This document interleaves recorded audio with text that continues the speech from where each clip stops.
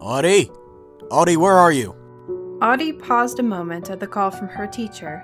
You'd think that such a gifted magician wouldn't have so much trouble finding one girl. When she didn't hear the call again, she walked further into the forest. I know I'm going to get in trouble for this, but I'm tired of practicing. The competition is tomorrow and I'm ready. In fact, I'm pretty sure I'm best in the kingdom. I don't know why they make me practice so much. Audie! Get back here now or you'll be shielding the campsite tonight.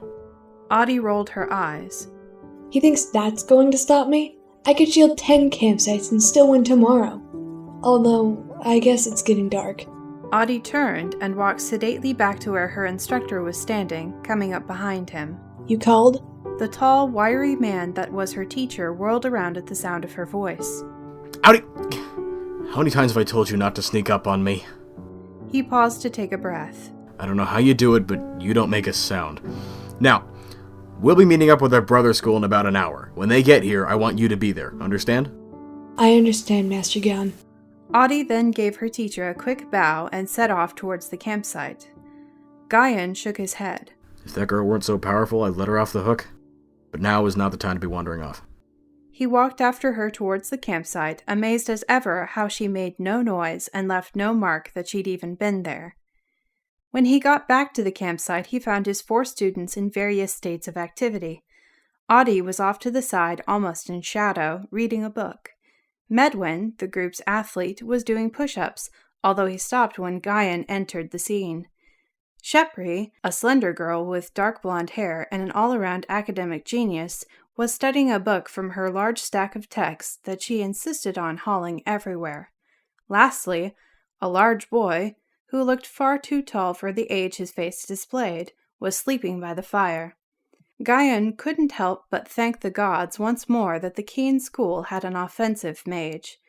Jeff was not very talented and didn't apply himself, but he was still better than Audie.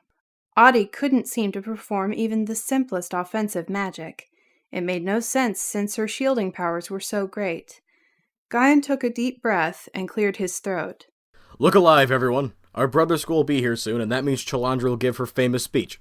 Medwin gave a mock groan, much to his teacher's disapproval. That's not very respectful, Medwin. Master Chalandra's word is as good as mine when we're together. Did I hear someone say my name? Guyan turned to see the raven-haired warrior standing behind him.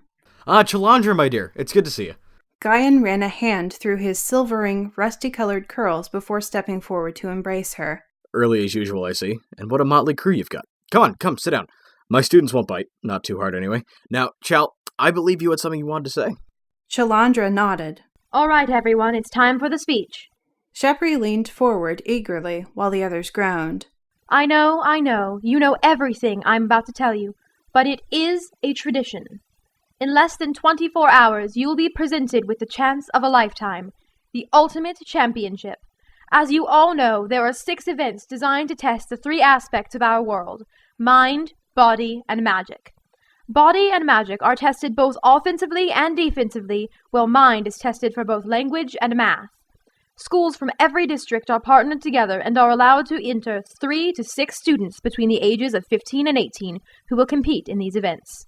Students may only enter in up to 2 events, and some schools may have a different student per division. And now Master Guyan and I will have a brief discussion as to who will be entered in each section, and we will set out tomorrow at first light. The 2 teachers walked off into the woods out of earshot, but still in view. The 3 students that had been traveling with her glanced at each other before taking a seat near the fire. Medwin offered them a wide grin as well as a flask of water as they sat down. The 2 girls declined, but the boy accepted and offered a grin of his own. Thanks. I ran out about a half hour ago. He took a long swig before handing it back. You're welcome. My name's Medwin, by the way. Weapon Master Extraordinaire. Boasted the stocky 17-year-old. Sachu, mage extraordinaire. Joked the boy, giving a mock bow so that his disheveled, dusty blonde hair fell forward, covering his eyes. Medwin gave a laugh. I hope you're good at offensive stuff anyway. That's where we're lacking. Sachu looked puzzled. I'm good at both. Although I hear you've got someone that can shield against anything but can't throw anything of her own. What's up with that? Medwin's grin faded. I wouldn't say that so loud. She's right over by that big tree. Sachu glanced over to where Medwin had indicated. At first he didn't see her, but then he realized that she was camouflaged. Once he looked past it, he was able to see the flowing dark hair and intense silver eyes. Whoa, she's good at that camouflage anyway. But she seems kinda creepy. Medwin shrugged. She's just shy. There's been times I've seen her laugh and play just like any regular kid. But then the next thing you know, it's like she's got the weight of the world on her shoulders. Too much drama for me. But trust me, she can shield better than you. Sachu sighed and started taking off some of his gear. His two teammates were doing the same while chatting amiably with Shepri. So, what's the story on your teammates?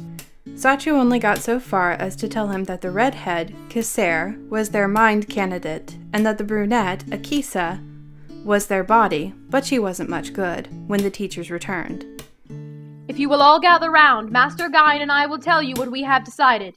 And just in case you have forgotten, our word is law, and we'll not change our minds. Medwin kicked Jeff to wake him up again, even though there was no way that he was getting called. Guyan nodded and waited for Chalandra to continue. We have decided that Medwin will take on both body challenges. Shepri will take on the language challenge, while Kasser will take on the math side. And Sachu will be our offensive mage, while Audi is our defensive one. Now I want you all to go to sleep, so you are well rested for tomorrow. Guyan sent out a tendril of magic to prod at Jeff. I think you've slept long enough. I want you to do the dishes. The keen students quickly unrolled their sleeping sacks and readied their things for tomorrow. Soon everyone was settled down and sleeping. Master Guyan put a shield over their campsite, and Master Chalandra checked the perimeter before settling down themselves.